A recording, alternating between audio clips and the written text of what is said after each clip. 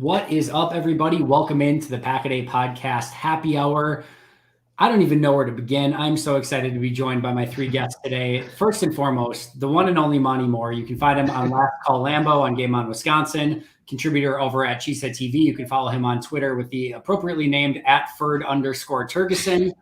Make sure to follow him there. Next up is Sam Colleen. She is also on Last Call Lambo on Game On Wisconsin, contributor over on Acme Packing Company. Easy for me to say. You can follow her on Twitter @Samwich, 2 M's, 2 H's for the those who are not in the know. And then, of course, Jimmy Christensen, co-host of the Lombardi's Bar, also on Game On Wisconsin, my second straight happy hour with a very big Game On Wisconsin theme.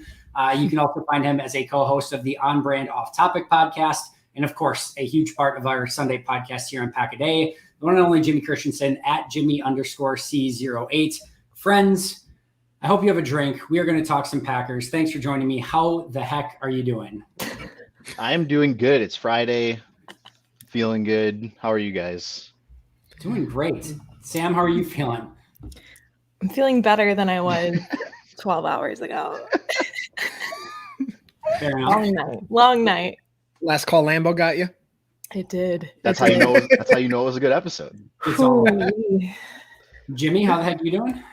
You know, I'm very jealous of you three. I lost a bet to Todd, so I am sober for 6 months. So I have my my sparkling water here, and I really wish I had a beer right now. Whoa.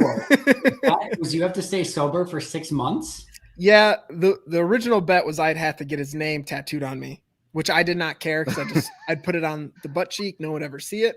But my wife did care. So Todd thought of a new punishment, which honestly is way worse than getting Todd tattooed on me. Yeah, I was gonna say if you decline the first punishment, the backup has to be worse. So this is definitely worse. Yeah, I'm not even mad at Todd. I'm mad at my wife for this whole sobriety. You've gotten Todd tattooed somewhere, but then made it so that it says Todd, but it actually looks like a face of Kenny Clark or something. But if you look really close, you Todd inscribed in there, but you have to look really close. His mustache is made of Todd. Todd. Yeah, like one of those magic eye paintings, but it's a tattoo. Yes, exactly. I'm gonna have to switch it up now. I'll tell Des and be like, look, we got a whole system in place. Instead of Todd, I'm gonna get another man's face tattooed on me. So it's no big deal. No problem at all. What would be weird about that? This is going to be too much fun. I can tell already. Thank you for those of you who are joining us. I appreciate you greatly. Obviously, feel free to chat in with questions. If you do a super chat or a sticker, anything like that, I will make sure to put it up and we will make sure to answer it. So we will definitely do that. But let's start off with some injury report talk because, of course, it's the latest and greatest. We get a Jair Alexander questionable designation. And we get Mac Jones unable to play, Lawrence Guy unable to play, and Caleb Jones unable to play for the Packers. So, Monte, let me kick things off with you right away. I want to start with talking Jair Alexander. A, thoughts on him being questionable, and B, do you even want to see him play necessarily in this game? Yeah, I don't think there's any reason to push the issue with him. You never want to take opponents for granted or anything, but I mean, realistically, if they really want to be conservative, they don't quote unquote need him for 3 or 4 games at this point. So if they're even somewhat skeptical and want to be cautious, there's no reason to trot him out there on Sunday against the Pats because this group, that wide receiver group's not scaring anybody. So the fact that he is injured obviously sucks, but it couldn't have happened at a better time if there is a good one. I think that's fair. Sam, how do you feel?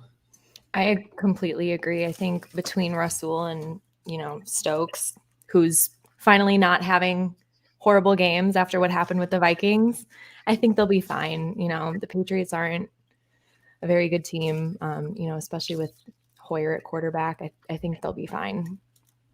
Jimmy? Yeah, I think I agree with those two. If there's any game to have him have to miss, I think we lined it up perfectly for playing the Patriots. Their wide receivers are not very good. I know Parker had a breakout game last week, but if we have Rasul or Stokes on them, it's kind of a different story with that. They're both extremely talented. Nixon played well in the slot last week, just being called up out of nowhere. And groin injuries linger. The last thing you want is for him to go out and really injure it, and you have a Bosa situation where he needs surgery and he's out even longer. I think if there is a time to sit him, now is kind a perfect opportunity to do it. But again, Bill Belichick will always scare me. He could have a peewee football team out there and I'd still be like, he's going to find a way to make it competitive. But I'd still err on the side of caution. Yeah, I mean, Xavier Howard tried to give it a go last night in that game and re-injured it. And he even looked like he was laboring while he was out there. And then it got bad enough to where he actually re-injured it again and he was done for the game. You beat me to it, Monty. That's exactly what I was going to say. I know obviously Tua got all the publicity last night and understandably so, but like you go back and watch, Xavier Howard in that game, obviously one of the top corners in the game, goes in with a groin injury. I don't know if he necessarily aggravated it, but you could see he wasn't himself. It certainly didn't help his groin that he played on it for however long he played on it last night and had to come out of the game and couldn't finish. And who knows what that means for him moving forward. So I think these are an injury that has the potential to linger if you let it. And I think you're just so much better off on, letting him rest. And again, if he's cleared in 100%, you don't want to take any team lightly. I don't care if it's Brian Hoyer and a bunch of, misfit wide receivers. Like you still have to take it seriously. And if you have Jair and he's perfectly good to go, then you let him play. But like, if there's like a hint of of just not knowing, you don't let him play this game and you give him the extra time and you hope that the rest of your guys, like that's why you have the depth that you have. Keyshawn Nixon looked fine a week ago, made a couple big plays. You've got Eric Stokes, you've got Rasul Douglas. That should be more than enough to hopefully stop this Patriots offense. Speaking of Devonte Parker, I don't know if anyone had a chance. Jimmy, you mentioned him. I thought he looked really freaking good last week against Baltimore. You mentioned it was a breakout game, but like, I really liked Devonte Parker coming out of college, and then he didn't really do anything in Miami, and then the Patriots trade for him, and it's like, whatever. But like, he looked pretty darn good last week. I think that should be a fun matchup. I think Rasul would be a really nice matchup for him on the outside, physical corner, physical wide receiver. But he looked good last week. Did you get a chance to watch him, Jimmy, at all? Honestly, only whatever popped up on Red Zone. I'm a new Red Zone subscriber. I finally found out how to do it on YouTube TV. Took me a couple years. But I saw those highlight that toe touch he had. That was definitely one that they showed along the sideline was really impressive. And I think Miami for years. It's looking like it's changing this year. Now they're just more of a incompetent front office situation or doctor situation. But they'd have talented players that really didn't meet their potential. And I think Parker could be one of those players that leaves and now is going to have a really great opportunity to shine under mastermind Belichick. Yeah, that's a great point. The other point of the injury report that I want to talk about, because I think it should go noticed and not unnoticed, is the fact that David Bakhtiari does not have an injury designation. And we're saying this right as we got our 69th follower right away, which is just right on cue. Nice. Yeah, I mean, listen, the first part of David Bakhtiari's return was actually playing that first game, right, and playing some snaps. And then the second part was making it through that game without, aggravating or having an issue like he did in Detroit where he comes out of the game on his own. And then the third part was, all right, what does the next week look like after he actually has that first game? And I think the question was going to be, can he put 2 weeks back to back? And we don't know if he's going to play the full game this week, or if there's going to be another rotation. We're going to have to wait and see what happens on Sunday. But Sam, just the fact that he was able to not have an injury designation and is good to go for a second week in a row, it feels like amazing, huge news. I'm really excited to have him back. And it seems like he's on the path to just like staying healthy now. And on his birthday too, it's a really nice thing to see. I'm so happy. And the offensive line they looked really good last week. But yeah, I think we're on the up and up finally. Jimmy, like you could tell there was a different level of confidence with this team with Bakhtiari and Elton Jenkins back. Like, to kind of to Sam's point, they look so much better. But like Mike Wall this week, and he's used this a couple times, he basically said it's like a force multiplier, right? Like getting those guys back just isn't better for your offensive line, but it makes Rodgers better, it makes Jones better, it makes Dillon better, makes your receivers better. Like they're just making everything in this offense that much better. You can tell everyone's playing with more confidence. And again, getting them back for the second week in a row, hopefully that even is more improved than we even saw a week ago. Yeah, and that picture of Rodgers and Bakhtiari just embracing after the game will just forever be ingrained in my heart of just like one of the coolest things. And we had all that nonsense of Rodgers is throwing shade at Bakhtiari because he said he's proud of Elton Jenkins. Like all that nonsense, like finally this just cluster of just crazy people throwing all this stuff at Bakhtiari can hopefully be put to rest. like even outside of gameplay, which obviously is a huge factor in there, just for my personal well-being of seeing nonsense on Twitter will go down a notch, which is really nice to see. But yeah, having him back on there, just the openings he made in the run game, Rodgers feels more comfortable having Jenkins on the right, Bakhtiari on the left. Like there's no, like, you can't really explain how important he is to the team just as a morale level. Like you mentioned too, like it's great to have him back, fan favorite. Hopefully we just don't have to deal with anything else for a long time and everyone can be a little bit happier. Jimmy, don't you worry. There will be more nonsense before you. Yeah. Oh, I know. There's always going to be something. Maybe this is the next thing. We will At least that one's done though. Soon. Yeah. Very, very soon. Monty, any thoughts on Bach and coming back or on the injury report in general? I just think for, an offense that I assume all agree, we know it's going to have its growing pains. It's going to take a little bit to get going. Just having that, like you said, that force multiplier and that little bit extra confidence for Aaron Rodgers is huge because, him getting an extra half a second of protection in the pocket is huge because we've seen these last couple of years where in certain games, like he will still kind of drop his eyes, look at the rush, and that kind of throws everything off kilter. But just knowing he feels that much more confident with him back in the lineup, I think is going to bode really well going forward. Could not agree more. On the flip side, of course, we've all got, our Brian Hoyer jokes to tell, and how he's not going to be able to be good enough this week. This Mac Jones loss definitely makes this game entirely different. Jimmy, I'll start with you. Like, how do you want to see Green Bay attack this game now that Brian Hoyer's at quarterback, and how does this change the game for New England? I think, like, the biggest thing, their style of play, I don't think is going to be that different. Like, I don't think the offense is going to change entirely because Hoyer's in there. I think it's going to be still status quo for Belichick. And that offense, I was trying to transition more of that kind of zone run scheme as well. They have some good running backs. But I think the big thing, and it's just kind of like every week, it's kind of redundant because I feel like I say this every time we're playing a quarterback, but really the biggest recipe for success is pressure. And whether we have a one-legged Mac Jones or an older Brian Hoyer, like it's getting the pressure on them, making them make quick decisions where your cornerback's going to be in the right position to make a play. But I think as long as we can put someone who hasn't seen a ton of playing time the last few years just under pressure to make that quick decision, I think is going to completely just have another dominant performance by the defense. Sam? Yeah, I think the defense is they're gonna go after Hoyer, and I see Kenny Clark and Rashawn Gary having some pretty high sack numbers. Like I don't know. Brian Hoyer's not good. This kind of has trap game written all over it. However, I believe in them. I think they can get after Brian Hoyer. Yeah, I mean Kenny and Rashawn specifically have been on a tear to start the season, and now they're going up against a line that's just not very good, and especially at the tackle spots, in my opinion. That stat they put. Oh, sorry. Go ahead. Go ahead, Jimmy. I was gonna say that stat they put out recently of Kenny Clark's on a list of top 5. What is it? Pressure or win rate, and it's with 4 edge rushers, and it's just Kenny Clark in the middle. Yep. Like the start he had to the season is absolutely incredible.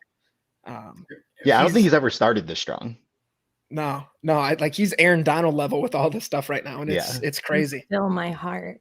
He's playing like an absolute freak and talk about force multipliers and what that guy's doing for the defense. But I went back and I watched some of this New England tape, and David Andrews, I think, is going to have a very rough day. Cole Strange, the rookie, I think is going to have a very rough day. If Kenny Clark is anything like he has been these past 3 games, that's going to be a massive advantage. And I think the big thing is, like, New England with Hoyer in at quarterback is going to have to run the football, right? And listen, like Stevenson, Harris, these guys are good running backs, especially Stevenson. I really like him, but when you've got Kenny Clark in the middle, when you've got Rashawn Gary and Preston Smith setting the edge on the outside, Campbell and Quay that are getting sideline to sideline, and then a really good rotation of defensive linemen to pair with Kenny, it's just going to make things very difficult. And it just makes it so important for New England to even try to win that matchup and run the football, because if you get New England one-dimensional at all to the point where they have to throw the ball a ton with Brian Hoyer, like, good night, nurse. Like, you are not winning that football game at all if you're New England. So if Green Bay can stop the run early and set the tone and match their, New England's physicality up front,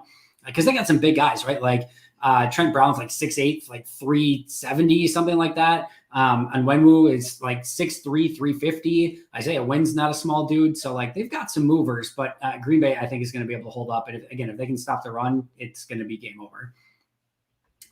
You brought up, obviously we talked about Kenny Clark, but you guys brought up Rashawn Gary as well. I think Matt Schneidman over on The Athletic, posted about the rise of Rashawn Gary and how I think he posted it like when Gary was initially drafted, there was a lot of angst and frustration and disgust that he was the pick, and he's kind of risen up to obviously overcome that and become really one of the premier and top edge rushers in all of football.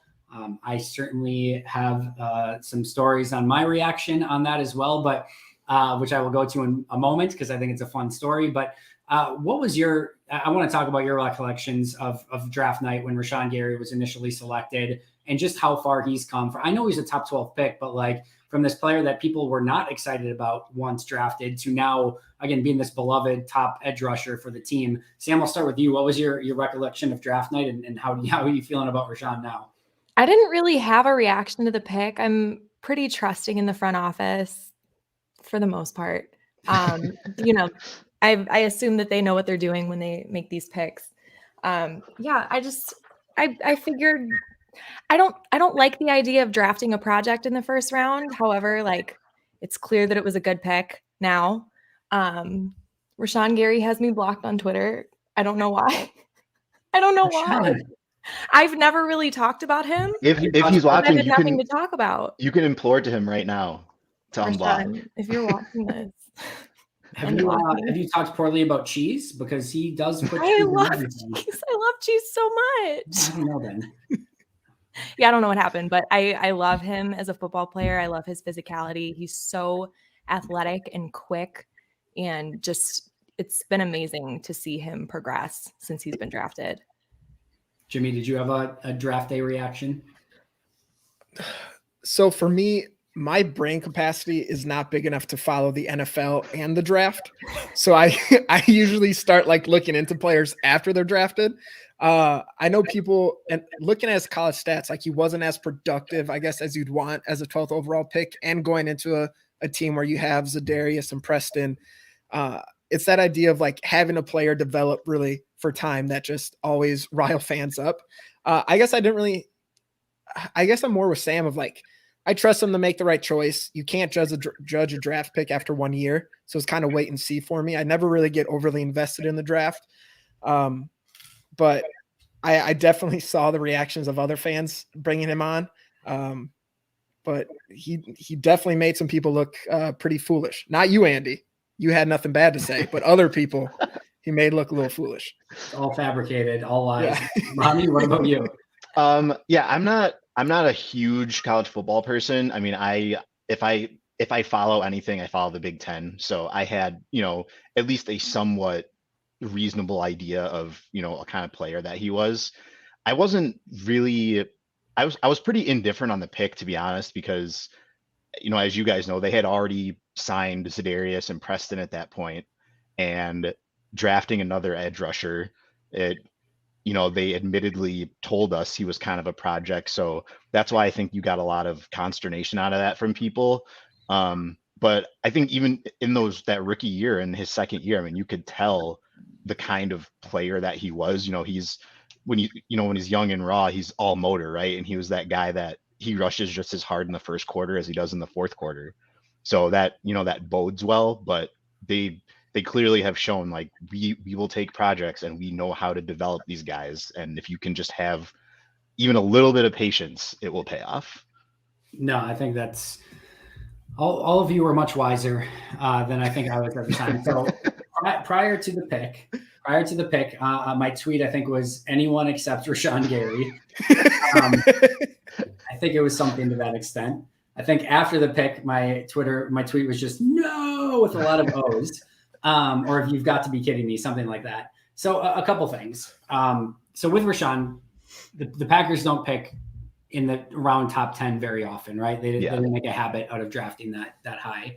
And there are a few things with Rashawn. I think the biggest thing, and I think the biggest red herring with Rashawn at the time, and why I soured on it a little bit more is he had the shoulder injury designation that I think Schefter tweeted out right before the draft. He likes to tweet right before the draft, big news.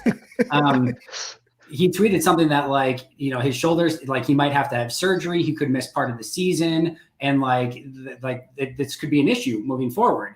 And it sounded like, in like all the reports at the time was like, this was going to probably move him to the bottom of at least the first round, maybe even into the early second round portion of the draft, because there was this real injury concern with the shoulder. And then you had obviously the lack of sacks. And one of the things when I went through, a couple of different scouting courses, but obviously just kind of tracking this throughout the time, is that one of the things for edge rusher, like players translating into the NFL, is that usually if they are really good with getting sacks and pressures in college, that usually translates over pretty well. Like they just have a mentality, like that hunter's mentality, get to the quarterback. I'm going to find a way to get there. And like, I don't care what you do. Like, I'm just going to find ways to get to the quarterback. And usually if you have it, you have it. And if you don't, you don't. It's one of those things that's like, it's like with quarterback accuracy, right? Like if you're throwing, 58% completion percentage in college, the odds that you get to the NFL and are now throwing better are usually not, very great. So it kind of has the same to do with sacks. So you had this injury issue, you had the production issue, and then there were questions, and I didn't necessarily see it on tape, but I saw a couple plays here or there, but there were questions incorrectly at the time about his effort level, which of course we know now is ridiculous. The guy hustles and works his butt off, but there were questions about that as well. And my concern at the time of like, man, you don't get to pick up here very often. And like the guy that you want to take is a guy that has a shoulder issue that may already need surgery, that didn't get sacks in college at a position that's all about getting sacks and pressures, and maybe has some issues with like taking plays off. I'm like, I watched him and I liked a lot of his tape, but like, that's just too many. Like that's an end of the first round. Like, hey, we're going to take a guy that's chock full of potential, but like has a couple of these red flags. Right. But we think we can make him into something special. But when you're in the top 12, I wanted something a little bit more safe. And I know everyone, like a lot of people wanted Brian Burns. I love Brian Burns, but I knew he was never going to be a Packer because it's just not their style of edge rusher. But I thought maybe like a Monte Sweat. I will freely admit I loved Andre Dillard in that draft. He has sucked complete whatever you want to suck. And meanwhile, like Rashawn Gary's been amazing. So there are guys I really liked. And then you've got these big question marks for Rashawn. It was more of like, not the player. I liked the player. I just didn't like it at pick 12. I then went back and watched more tape on Rashawn Gary after he was selected and wrote a big write-up on Cheesehead TV of like what I got wrong from my initial review of him. But yeah, I think there was a lot of people, long story short, a lot of people who did not like that pick initially, myself included, that have been made to look very silly because of it. And he's obviously gone on to be a phenomenal player. And I think all of us, even those who were skeptical of the pick originally, are extremely happy that he is a Green Bay Packer and doing exactly what he's doing. So long story short, stay off the draft, highs and lows, because sometimes it needs a couple years to play out, which Packer fans should probably know better than just about anyone at this point. I was going to add just one other thing, obviously knock on wood here, but it helps a lot that he has been healthy the entire time. Because if you take a guy that's a project, right, and he comes along a little slowly, and then if he were to get hurt, that's when fans like lose patience, right? So the fact that he's been able to stay healthy is huge and develop, because he's only had, what looked like it was going to be a really bad injury last year. Ended up he missed 2 games with that elbow. That's it. Yeah. So yeah, he's been able to play almost in every game, which has gone a long way for people to be okay with being patient. I feel like. Could not agree more. So I think, again, all of us very, very pleased and happy with Rashawn Gary and his progression, and phenomenal pick by Brian Gutekunst. I mean, first round picks, right? Like right now, obviously you've got Jair Alexander as his first round pick, Rashawn Gary after that. And then of course you got Jordan Love, which is going to remain to be seen. It'll be very interesting. Then you've got Eric Stokes. I mean, man, and of course, Darnell Savage as well, first round pick. I mean, you're huge part of your starting defense. Quay Walker, first round pick, and then Devonte Wyatt. Jury's still out too. But overall, I mean, man, he's like, let's just say Jordan Love is terrible. Like, even if that ends up being the case, like that run of first round picks overall looks phenomenal. That's still a great hit rate, and that's not even a guarantee that Love doesn't turn out. So yeah, I want to talk Packers Patriots really quick and just kind of go over what you guys are looking for. Anything that you think is a key matchup, an X factor, a breaking point in this game. Jimmy, I'll start with you. What's kind of the number 1A thing that you're watching to see of like, all right, Packers won, this is what happened, or Packers lost, this is what happened? I think the biggest thing is, so Belichick is known for taking away opposing teams' best weapon. And as of right now, Sam mentions on Lombardi's Bar this week, like Aaron Jones right now is our best weapon. So if Belichick's strategy is to limit him and his impact on the game, it's who's going to be the next man up. Because throughout his coaching time, he's always like, he's the best at doing it. You have a top guy. We're going to eliminate him the best we can. They'll still make splash plays, but we're going to rely on people behind him to step up. So whether it is Dobbs has another great game, Lazard has a big one as well, like, or even AJ Dillon goes off. Like, it's going to be seeing who steps up in the absence of whoever Belichick decides to take out. And if you can't tell, I have a huge man crush on him. I think he's an absolute genius, and I guarantee he's going to minimize whoever he wants to. It's just the type of person he is. Tattooed on you. Yeah, I would. Yeah. I would veto Dez's veto at that point. If you said no, you can't, be like, look, our marriage depends on this. I need Belichick on my heart, and we're good. I'm still thinking of ways you can get Todd somehow on you without it looking like it's, just Todd. On purpose. We'll do that. We'll do that Toy Story thing. I'll just get on the bottom of my foot. There you go. Property of Todd. Yeah. Property of Todd. Actually, I hate that more than just on my butt. So I'm going to cancel that one out. Sam, what about you? Well, going off of what Jimmy said, they're probably going to take out Aaron Jones, or at least try to. I'm really interested to see how Robert Tonyan does this week. He's been pretty quiet to start the season. I think he has yet to break 40 yards. He's got no touchdowns. Mark Andrews last week versus the Patriots had a pretty big game. He had 2 touchdowns, almost 100 yards. I'm really interested to see if the Packers utilize Tonyan this week and, give him a good start to the season. Yeah, totally agree. Monte? Yeah, I just kind of think this should be, I would like to see this game be, an all 3 phases type of game where if this feels like a have and a have nots game in terms of talent and where like these two teams are. So the Packers, I know Tampa wasn't full strength, but I'm sure that team feels like they got over a little bit of a hump last week. They're playing with confidence, especially, the young guys like Romeo Dobbs. They're going to get Christian Watson back, so that should let them run stuff that they weren't able to last week against a really good defense. And we already talked about, their O-line and Brian Hoyer aren't scaring anybody. So I would love to see this be a complete game, one of those, where they score in the high 30s to low 40s. But I think this stretch coming up is going to be huge for building confidence for this team, and I think it should start on Sunday. Yeah, I like that a lot, Monte. And I think, let's just be real, right? The Patriots aren't coming into Lambeau with Brian Hoyer and beating the Packers. If the Packers lose this game somehow, it's the Packers that beat the Packers is much more likely what happens. So if Green Bay can play their brand of football, improve upon what they've done these past few weeks, I don't think they played a great game yet. I know they beat Tampa, which is a really tough game down in Tampa Bay, and I think there's a lot of positives to take away from that game. But I still don't think they've played anywhere close to a full 60-minute game of football that they're capable of playing. I think if they can get closer to that this week in any capacity, I think they're going to win this game with relative ease.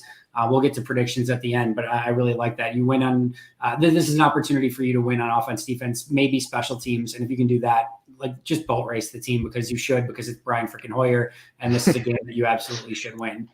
You mentioned Christian Watson. I want to talk about the return of Christian Watson, what it could mean to this team, and specifically how you start building a rotation for these wide receivers, right? I know Watkins is out, so that kind of clears things up a little bit, but it was Dobbs, it was Cobb, and it was Lazard almost primarily last week. Now you get Christian Watson back.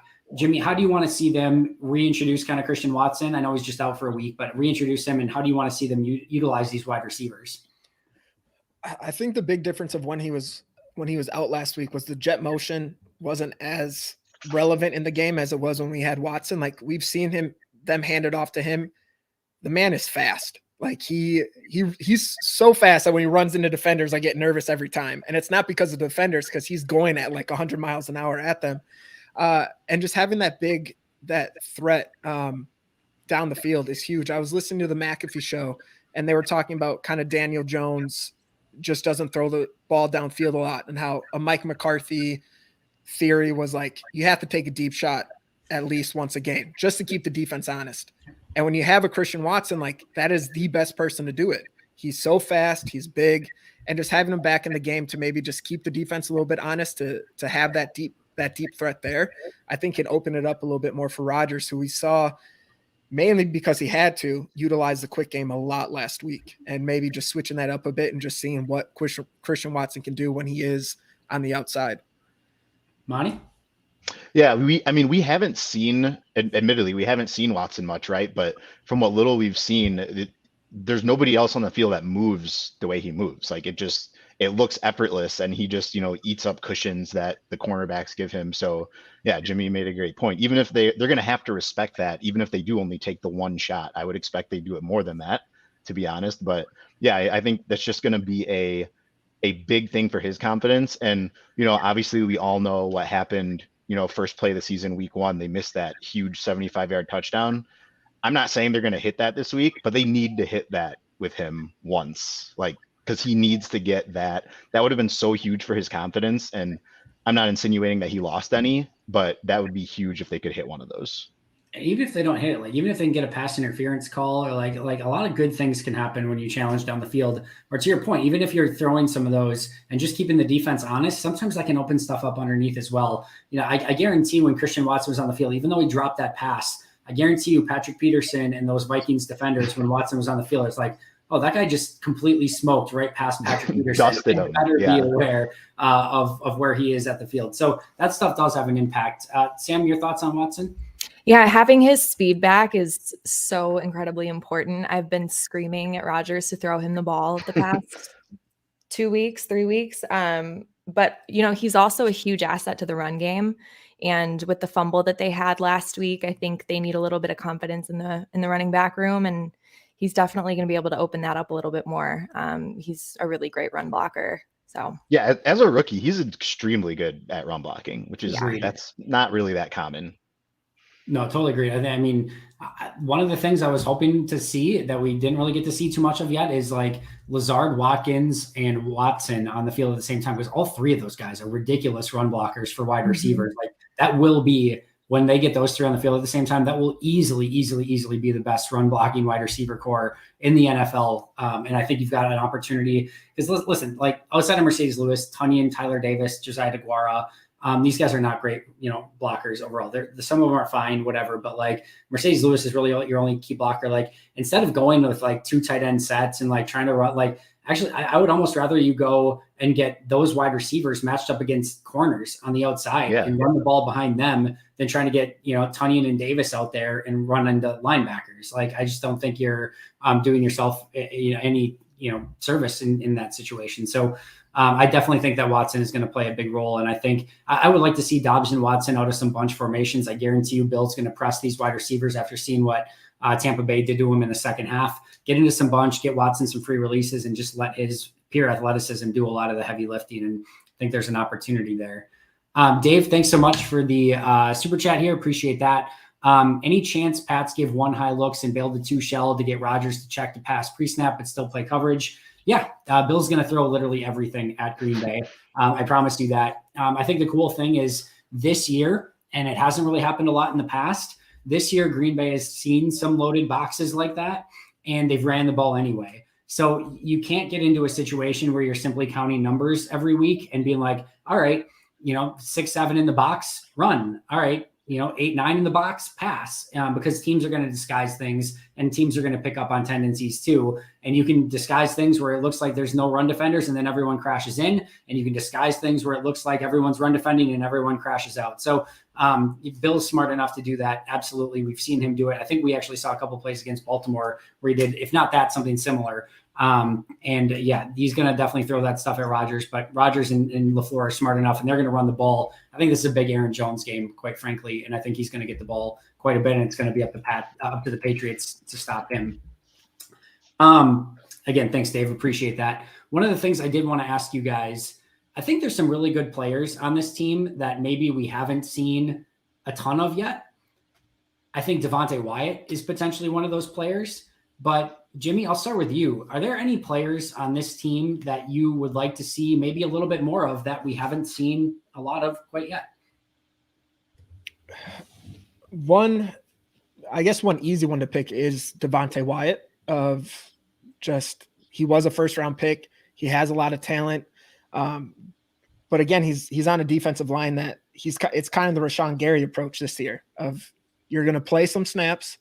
We expect high effort, make some plays, but you're not needed as much this season. But just kind of getting when he's on the field. I know he got a pressure in the fourth quarter last week against Tampa. That was great to see, but I think even just seeing that kind of splash play in his limited amount of snaps is great. And then selfishly, I'd love to see DeGuara in the passing game a little bit. I know we use him a lot for lead blocking. He's pulling a lot out of that fullback position, but even that wheel route that San Francisco did where Juice went, check. Yeah, he went across the line and then turned into that wheel route with that beautiful toe tap on the sideline. I want to see that for DeGuara so bad.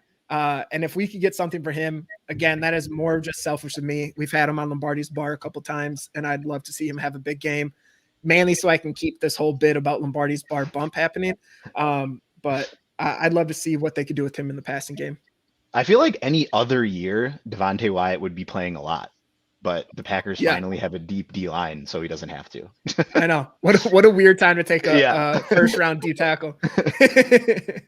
Absolutely. Yeah. The one time they take one is like everyone's been begging to get Kenny help, and it's like, Lowry's actually playing pretty decent. TJ Slayton's stepping up a little bit. Jerron Reed, they get in free agency for cheap. Like, actually got a pretty fun, deep group. Sam, what about you? Jimmy, you mentioned DeGuara. I want to see DeGuara a little bit more. I really believe in him. I like him as a player. They don't use him nearly enough, in my opinion. I don't know that Rodgers really likes him as a target. It seems like he's got a lot of chemistry with Jordan Love, which that's a whole nother conversation. I know, DeGuara makes those mistakes sometimes that just have you like shaking your TV like it's a baby. Like, but you're not supposed to do that. You're not supposed to do that. You're not supposed to do that. Shouldn't shake your TV. That's the point. You're not supposed to shake your TV. Exactly. I want to see them utilize DeGuara more in the passing game because they don't do it enough. You guys literally stole my top two because I think we talked about we talked about Tyler Davis and Robert Tonyan like not being great blockers, right? And I get DeGuara's like you're not going to put him in and he's like all of a sudden going to be a world beater as a blocker, but I think he's serviceable as a blocker. And I think the bigger thing is like you don't have to use him as a tight end, use him as an H-back, use him as a fullback, and do some of the things, and then you can kind of motion him out wide and do some things there. I think Mike Wall brought up a great point this week too of like Green Bay was checking the ball down to Robert Tonyan. And Tonyan can't make anyone miss right now. Like he just can't, right? Like, so whoever that first defender, and especially if it's Levante David and White, Devin White, like he's not going anywhere, right? Like that first contact, Tonyan's going down, and it's not disparaging to him. It's just like, it is what it is.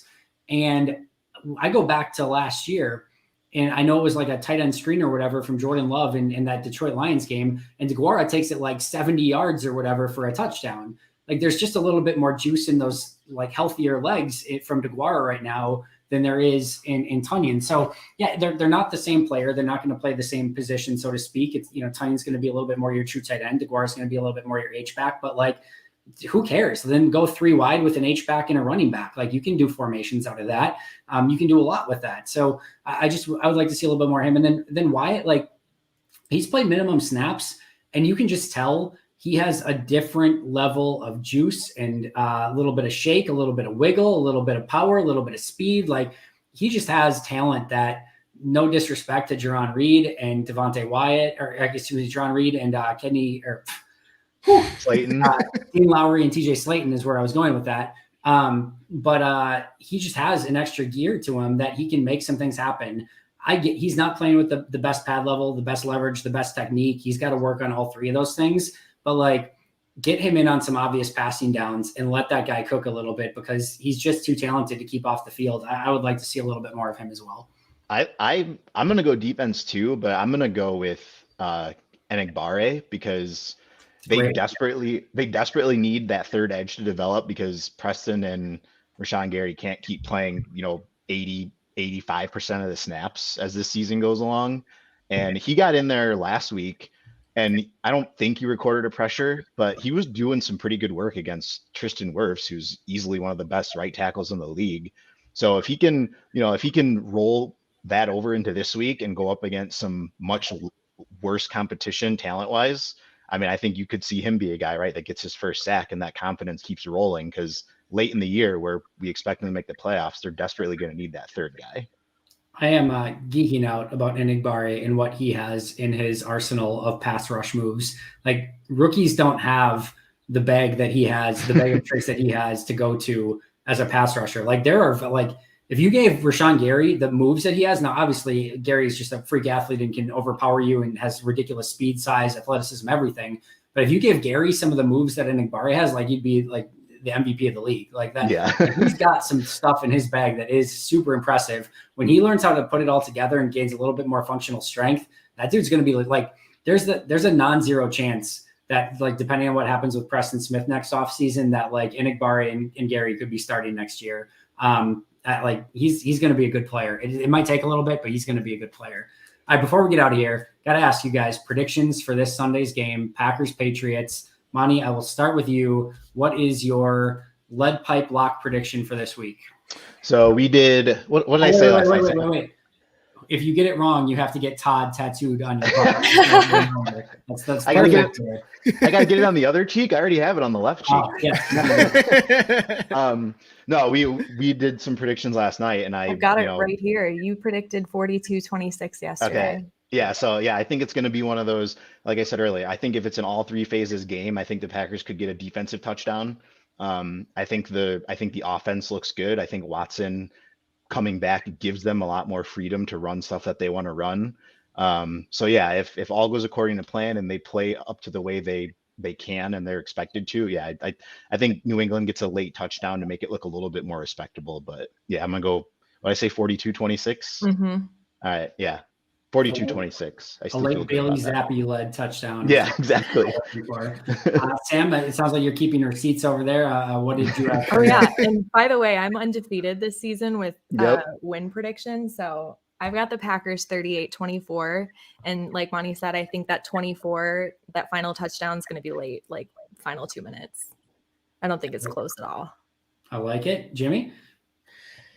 Yeah, I'm going to follow suit. I'm thinking 34 just to give Mason Crosby some field goals.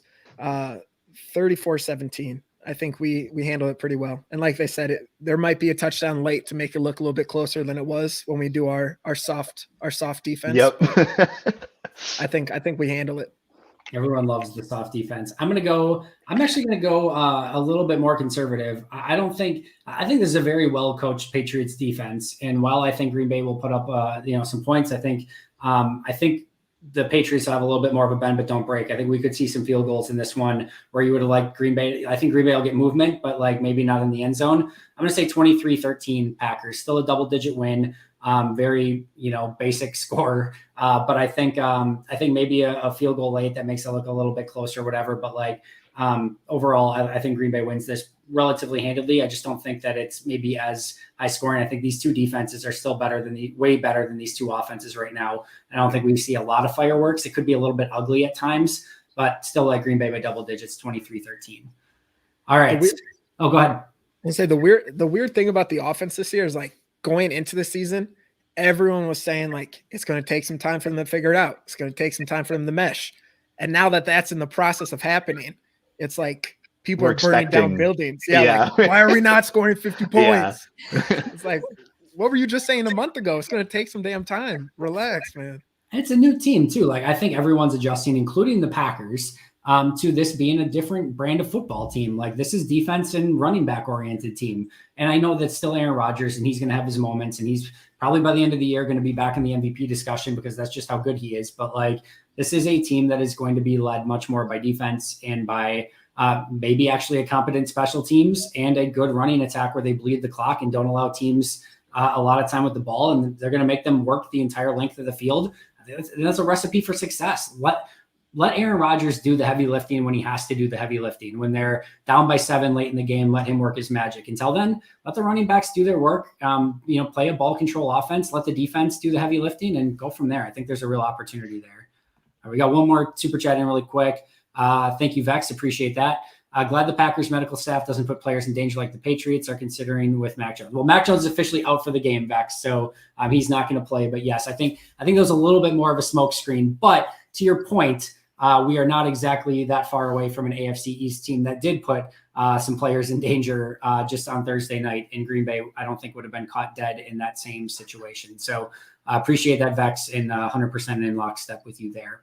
All right, Monte, tell us where we can follow you, what you're working on, Twitter handle, etc. So you can find me on Twitter. I am at Ferd Turgeson, FERD_TURGESON. For anyone wondering, that is a shout out to Norm Macdonald and the greatest Celebrity Jeopardy character of all time. That's where you'll find me 99.9% of the time. I'm on Last Call Lambo, coming out every Friday with Sam and Aaron Alice.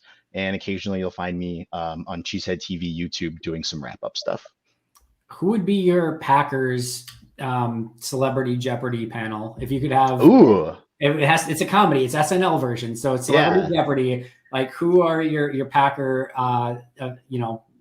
Generally, it's three people, right? Yep. On Jeopardy. Okay, so I gotta go Aaron Rodgers, right? Because he loves Jeopardy. He was almost the host, right? You have to have Rodgers host. You have to have Rodgers host. I think you have to do like a caricature of Rodgers hosting. Yeah, so Rodgers could host, and then I would absolutely love David Bakhtiari to be on that panel.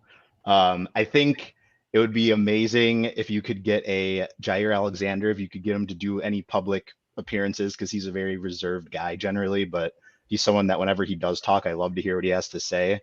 And then to round it out, I feel like you need someone pretty serious and like level-headed. So I'm going to go with Big Dog, because how can you go wrong with Mercedes? No Mark Murphy? Ooh, dang, that is a good one. He'd be an alternate. So let me be clear in my answer here. Not a fan of this person, but you have to remember, like, the goal is to like rip on these people and you have to have the current version of Brett Favre up there as they're just going to tear apart for current events and you can make a caricature of him so incredibly easily.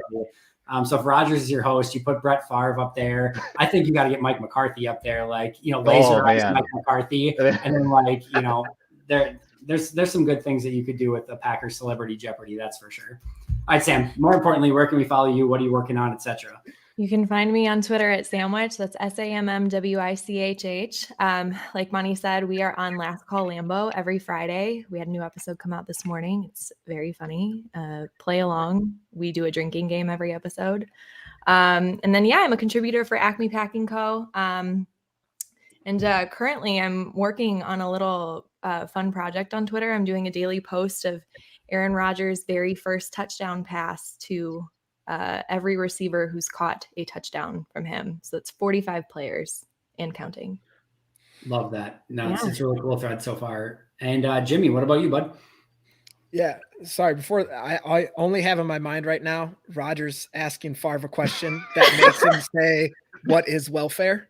And that's all I have. Like, once you guys brought that up, I went straight to that Barstool thing where they made Rodgers say, "What is immunized?" Yep. But you can follow me on Twitter at Jimmy_C08. Every Wednesday, Lombardi's Bar. We're doing a cool thing this year for a sackathon for Kenny Clark.